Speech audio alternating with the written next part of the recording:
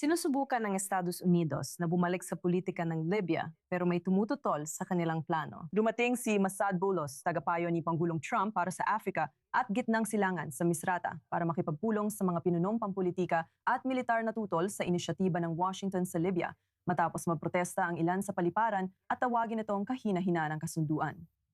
Ayon sa US, gusto nitong tulungan mapag-isa ang nag-aagawang institusyong pampolitika, militar at ekonomiya ng Libya.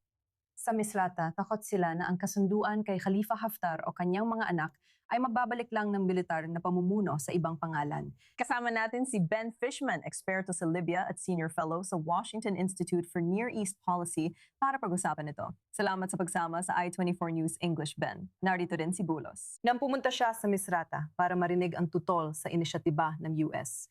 Gaano kaseryoso ang pagtutol na ito? At kaya bang umusad ang Washington mawala ang suporta ng Misrata? Sa tingin ko, nakita mo ang tamang reaksyon mula sa mga tao sa Libya. Hindi lang Misrata, kundi ang buong populasyon. At sawang-sawa na sila sa mga lihim na kasunduan. Gusto nila ng eleksyon. Ang proseso ng UN ay nananawagan ng eleksyon.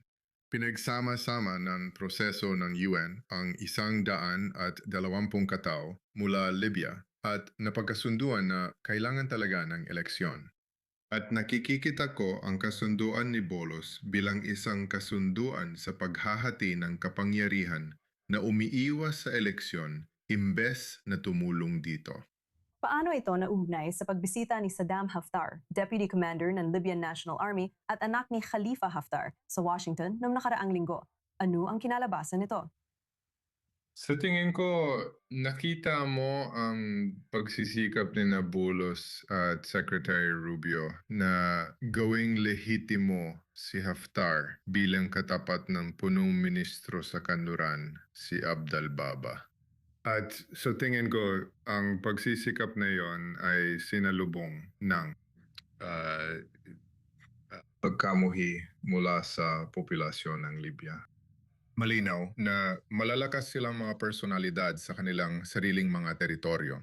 Pero huwag mong kalimutan na si Dababa mismo ay galing sa Misrata at hindi niya kayang pag-isahin ang populasyon doon para suportahan ang anumang uri ng kasunduan sa paghahati ng kapangyarihan.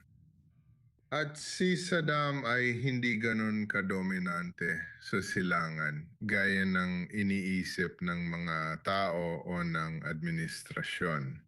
Kaya sa tingin ko, hindi naging matagumpay ang pagbisita sa pagkuha ng kasunduan na gusto nila. Ano ang dapat namanin ng isang kapanipaniwalang plano para ituring itong lehitimo ng mga Libyan? Ang isang plano para sa Libya ay dapat mga Libyan mismo ang manguna rito. At yan ang ipinapanukala ng UN. At ito ay pinapatakbo ng mga Libyan at meron silang pang-ekonomiyang bahagi o may kasamang pang-ekonomiyang aspeto ang plano. Meron silang bahagi ng seguridad sa plano at meron ding bahagi ng pamahalaan sa plano na kinabibilangan ng landas patungo sa halalan. Nilalampasan ng plano ni Boulos ang lahat ng iyon at magpapatupad lang ng panibagong pansamantalang estruktura. At maaaring maging permanente ang estrukturang iyon dahil sa mga kasaling partido.